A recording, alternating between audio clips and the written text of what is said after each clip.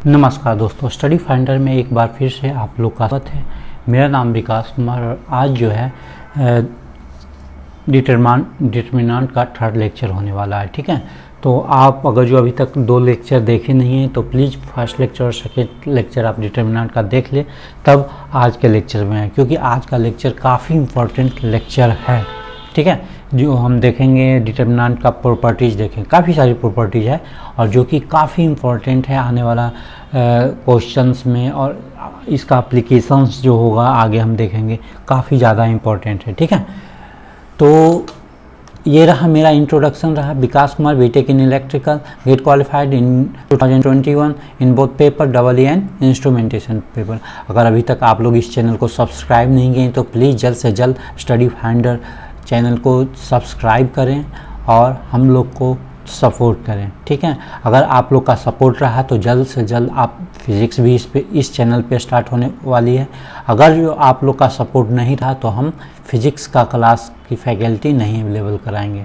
ये free initiative है और फ्री इनिशिएटिव में हम आप लोग से बस इतना चाहते हैं कि आप इस चैनल को सब्सक्राइब करें और लाइक करें और शेयर करें अपने दोस्तों के बीच। ठीक है, तो ये अगर अभी तक टेलीग्राम चैनल ज्वाइन नहीं किए तो जल्द से जल्द टेलीग्राम चैनल आप लोग ज्वाइन कर सकते हैं। ठीक है, तो चलते हैं आज का जो लेक्चर होने वाला है डिटरमिनेंट का, वो जो होने वाला है जो काफ़ी इम्पोर्टेंट है। ठीक है, तो इसका हम देखेंगे प्रॉपर्टीज ऑफ डिटरमिनेंट।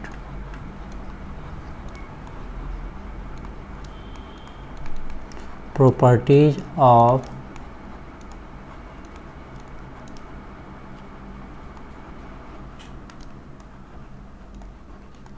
ठीक है, प्रॉपर्टीज ऑफ डिटरमिनेंट्स का देखते हैं इसका होता क्या है और इसका प्रॉपर्टीज कितनी सारी हैं। ठीक है, काफ़ी सारा प्रॉपर्टी है, बट इसका याद रखने का तरीका है बस एग्जाम्पल के थ्रू आप समझना, काफ़ी आसानी से हो जाएगा। ठीक है, तो फर्स्ट हम लेते हैं प्रॉपर्टीज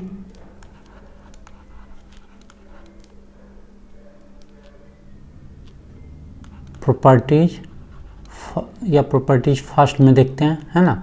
तो फर्स्ट प्रॉपर्टी क्या कहता है? फर्स्ट प्रॉपर्टी कहता है कि इसका स्टेटमेंट में लिख देता हूँ।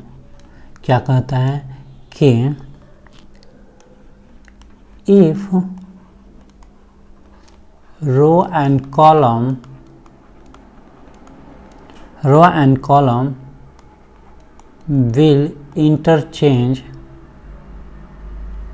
will interchange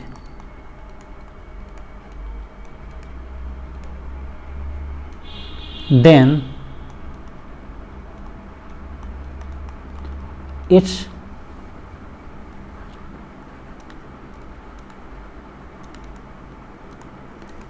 determinant will be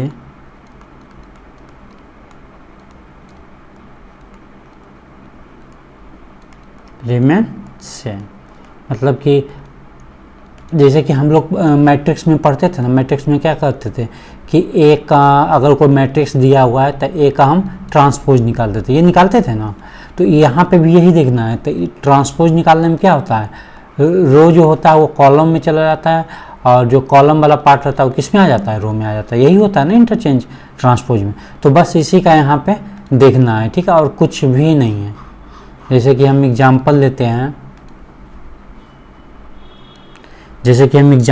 हैं, ठीक है, यानी कि इसका प्रॉपर्टी का कहने का मतलब ये हुआ कि determinant of A equal to determinant of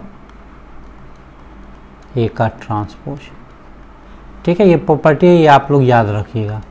जैसे कि ए का लिख देते हैं, ये एक डैश या ए का टी, ये क्या हो गया आपका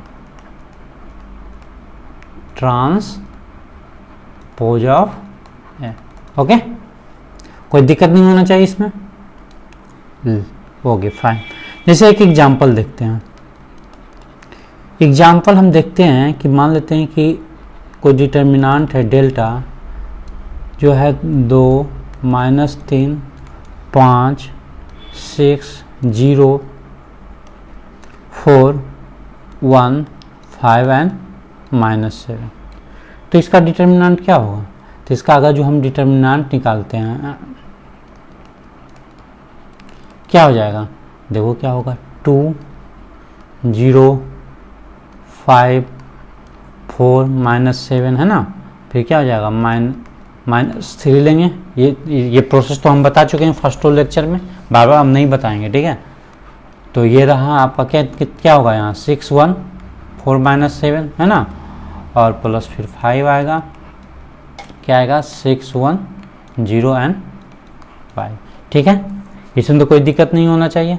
तो इसका हम देखते हैं क्या आ जाएगा 2 7, ये जो है 7 मल्टीप्लाई किसके साथ होगा 0 के साथ, तो यहाँ पे 0 हो जाएगा -20 है ना, ये इधर मल्टीप्लाई होगा, ठीक है, माइनस के साथ हो जाए माइनस माइनस +3, ये क्या होगा -42,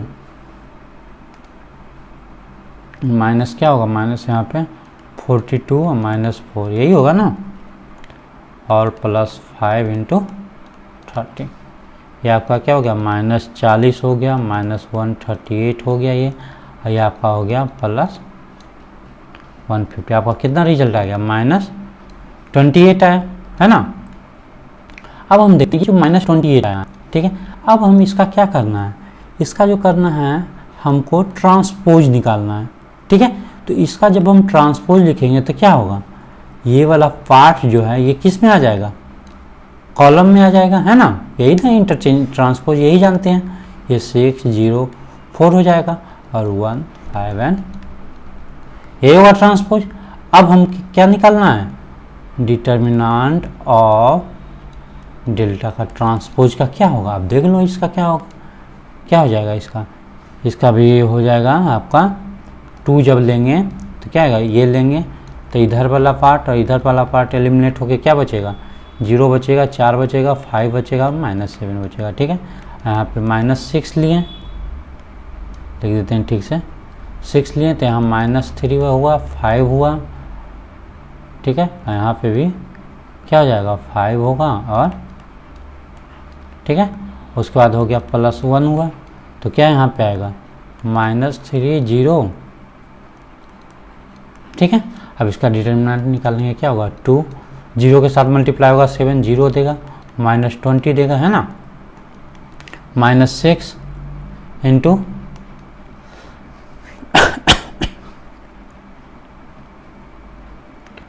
21 -25 है ना, 7 21 है ना, माइनस माइनस प्लस होगा -25 और +1 × क्या हो जाएगा -12 -0, ठीक है।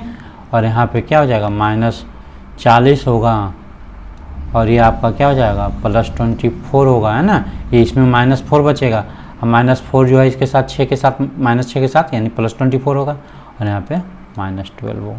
तो क्या आएगा रिजल्ट आपका क्या आ गया -28।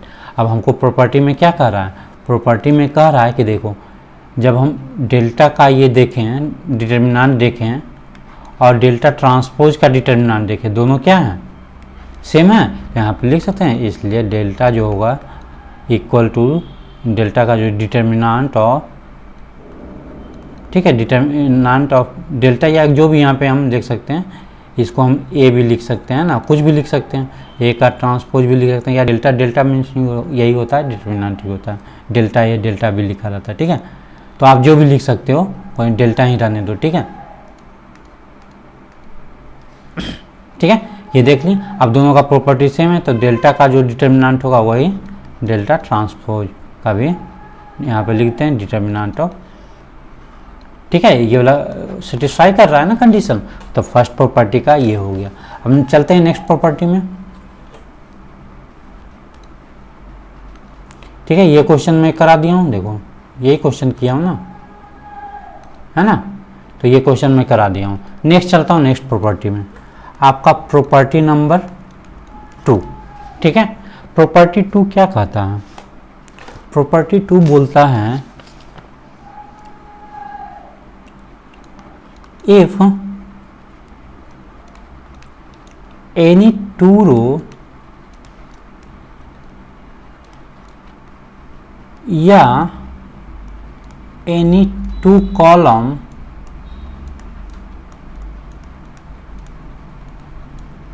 any 2 columns interchange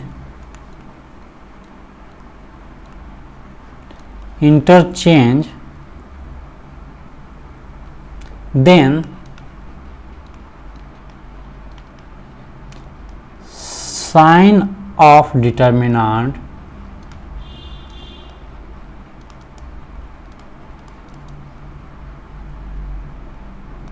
changes।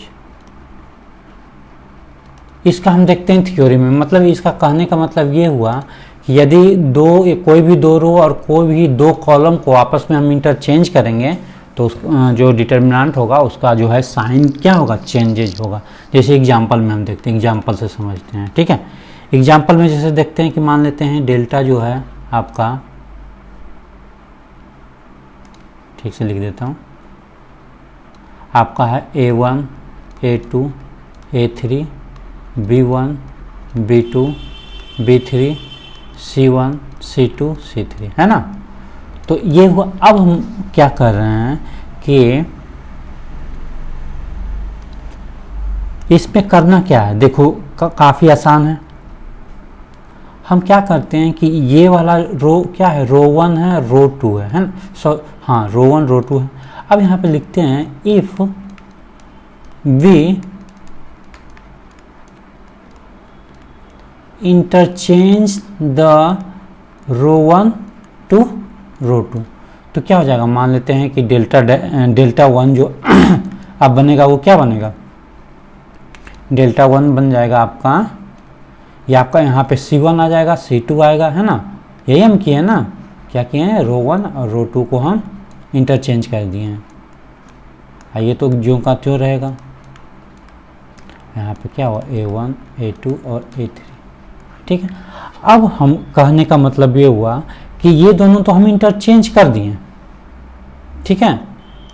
इसको, ये वाला को, डिटर्मिनेंट को तो हम चेंज कर देते, एक नया डिटर्मिनेंट, ये डिटर्मिनेंट का बन गया, ठीक है। अब कह रहा है कि जो अब लेंगे डिटर्मिनेंट ऑफ डेल्टा जो होगा वो होगा आपका माइनस डिटर्मिनेंट ऑफ डेल्टा 1। यही जो है इस स्टेटमेंट का मतलब हुआ। हम दो को रो, इस वाले रो को हम ऊपर कर दिया, ऊपर वाले रो को नीचे ले आए, ठीक है। अगर दो रो आपस में इंटरचेंज हो रहा है या दो कॉलम आपस में इंटरचेंज हो रहा है तो डिटर्मिनेंट जो होगा दोनों का आपस में माइनस का होगा। नेक्स्ट कमिंग वाला जो होगा वो उसमें माइनस साइन के साथ होगा, ठीक है। कोई दिक्कत। और अगर जो कोई कहेगा सर कि आप तो इसका किए हैं, अब हमें बताओ कि कॉलम का चेंज करके बताओ, तो ठीक है। ये जो डिटर्मिनेंट है यानी कि डेल्टा 2 हम कॉलम अगर जो चेंज करते हैं, ये आपका कॉलम फर्स्ट है, सेकेंड है और ये थर्ड है ना। ये फर्स्ट कॉलम, सेकेंड कॉलम और थर्ड कॉलम। अगर जो हम मान लेते हैं कि कॉलम 1 को इंटरचेंज करते हैं किससे, कॉलम 3 से इंटरचेंज करते हैं, यानी कि आपका क्या आ जाएगा, A3 आएगा, B3 आ जाएगा और C3 आएगा, है ना। यहाँ पे सेम रहेगा,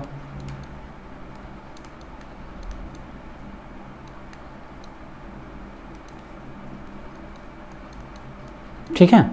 यही है, ये कॉलम इंटरचेंज हो गया आपस में, है ना, यही चेंज हुआ ना। अब कह रहा है कि जब हम ये लेंगे तो यहाँ पे भी हम क्या लिखेंगे, इसलिए जब डिटर्मिनेंट ऑफ डेल्टा जो होगा वो किसके इक्वल होगा, माइनस डिटर्मिनेंट ऑफ डेल्टा 2 के,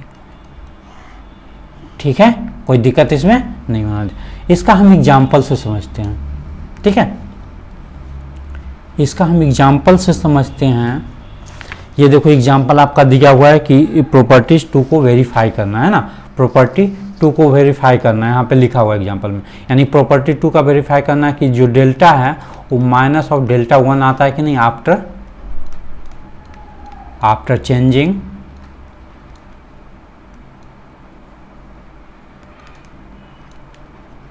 रोज या,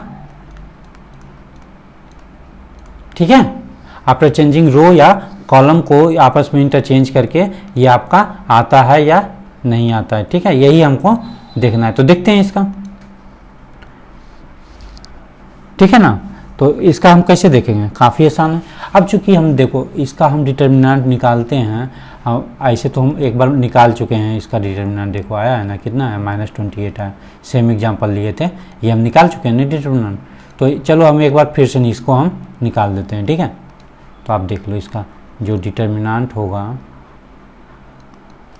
एक मिनट, इसको मैं बड़ा कर लेता हूँ। ठीक है, ठीक है, सभी को दिख रहा है ना। चलो इसका डिटरमिनेंट निकालने का, तो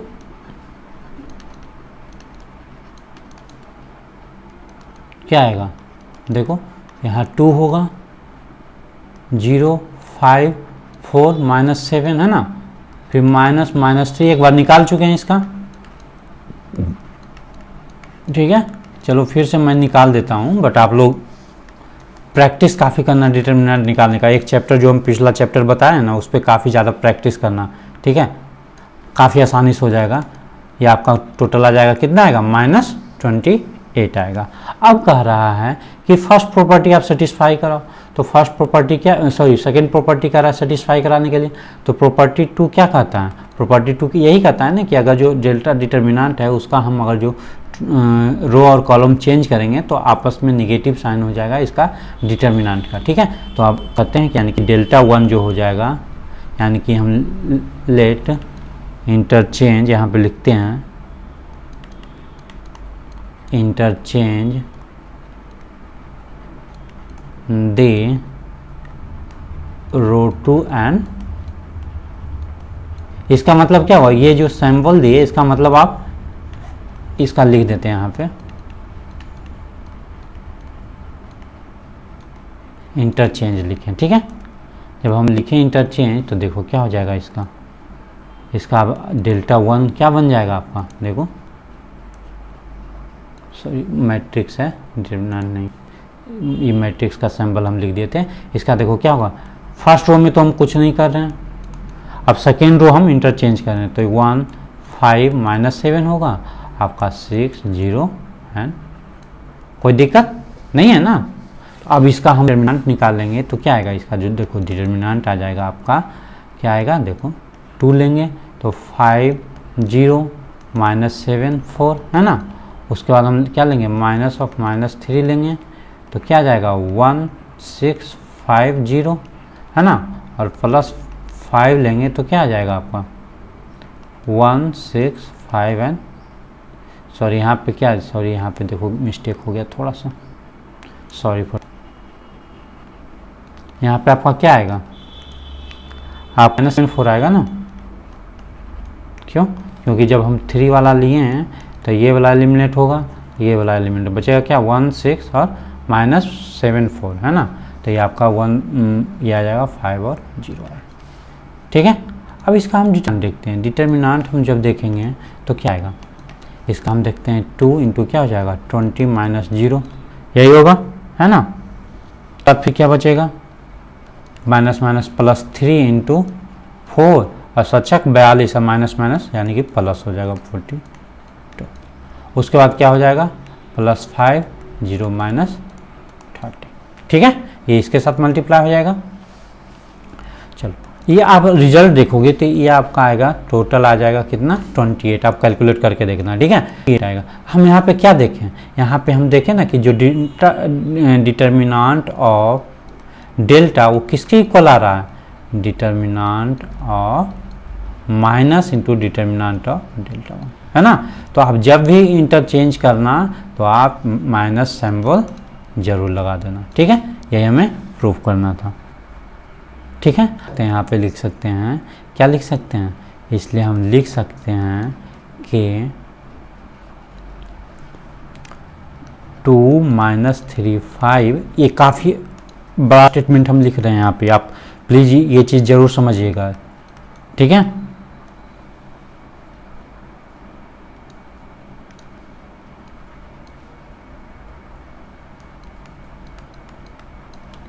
इसको हम क्या लिख सकते हैं, माइनस साइन ऑफ, क्या लिखेंगे 2 - 3 5 1 5 -7 6 0 एंड 4। ठीक है, यानी कि जब हम क्या चेंज किए हैं, ये दोनों हम आपस में चेंज किए, क्या क्या, दोनों रो 1 को सॉरी रो 3 को रो 2 में और रो 2 को हम रो 3 में ले गए। ठीक है, रो 2 को रो 3 में और रो 3 वाले को 2 इंटरचेंज करेंगे तो एक बार इंटरचेंज करेंगे तो एक माइनस लगेगा, अगर जो एक बार और इंटरचेंज करेंगे तो फिर -1 निकलेगा, तो माइनस फिर प्लस हो जाएगा। ठीक है, तो ये चीज़ ये काफ़ी इंपॉर्टेंट है, ये चीज़ जो है ना काफ़ी ज़्यादा इंपॉर्टेंट है, ये जो हम यहाँ पे ये पॉइंट लिखे हैं। ठीक है, होप आप लोग को सभी को दिख रहा होगा।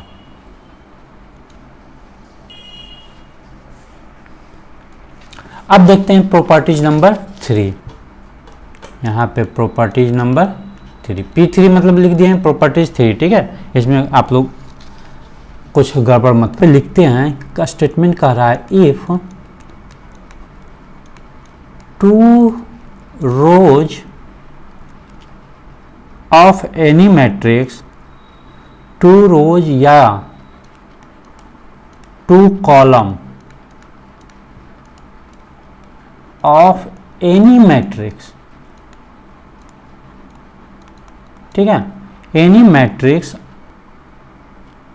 मैट्रिक्स नहीं एनी डिटर्मिनेंट, सॉरी मैट्रिक्स लिखा है, ऐसे मैट्रिक्स भी लिखोगे तो चल जाएगा, क्योंकि डिटर्मिनेंट जो है मैट्रिक्स के बाद ही निकालते हैं। पहले मैट्रिक्स अगर जो कोई डेटा दिया रहेगा तो उसी से हम डिटर्मिनेंट निकालेंगे। ठीक है, of any determinant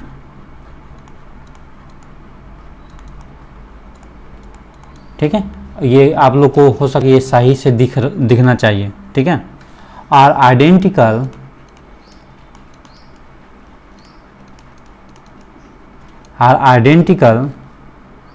then its value of determinant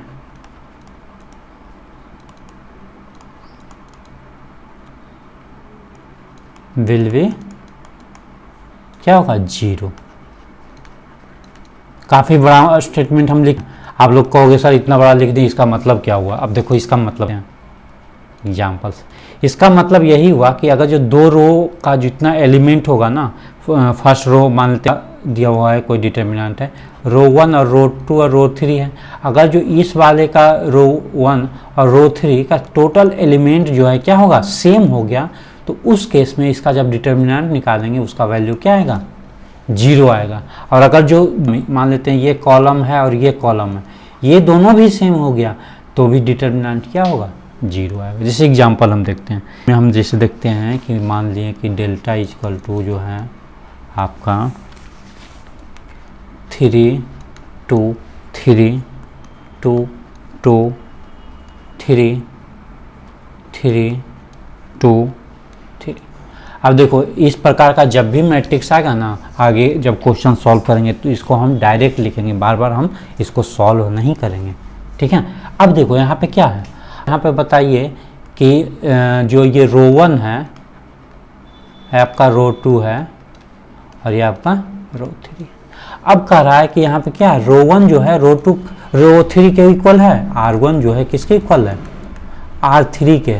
तो यानी कि कहने का मतलब हुआ सर कि इसका जो है डिटर्मिनेंट ऑफ डेल्टा, जो इसका डिटर्मिनेंट होगा वो क्या होना चाहिए 0 होना चाहिए, है ना, 0 ही होगा। हम डायरेक्ट आंख बंद करके 0 लिख दें। अब आप कहोगे सर इसका तो डिटर्मिनेंट निकालने का मेथड भी है, जैसे हम प्रोसेस से निकालते हैं वैसे डिटर्मिनेंट निकाल सकते हैं। हाँ जरूर, वैसे तो हम निकालेंगे ही, वैसे ही निकालेंगे, लेकिन आप उस तरीके से निकालोगे तो भी रिजल्ट क्या देगा आपको 0 देगा। अब देखते हैं उस प्रकार से हम निकालते हैं, इसका जो है जो मेथड होता है डिटर्मिनेंट निकालने का वो हम देखते हैं। पहले तो ये आप हमेशा याद रखना, हम डायरेक्ट कहीं कहीं आगे यूज करने वाले हैं, डायरेक्ट यूज कर देंगे। ठीक है, अब देखते हैं लीगल प्रोसेस से कैसे निकालते हैं। ये तो याद करने का तरीका हो गया, डायरेक्ट हम याद करेंगे। अब हम डिटर्मिनेंट जब निकालेंगे तो डेल्टा इक्वल टू क्या होगा 3, जब हम 3 लेंगे ये वाला एलिमिनेट, ये वाला एलिमिनेट, बचेगा कितना 2 2 3 3। उसके बाद 2 आएगा, 2 आएगा तो बचेगा कितना 2 3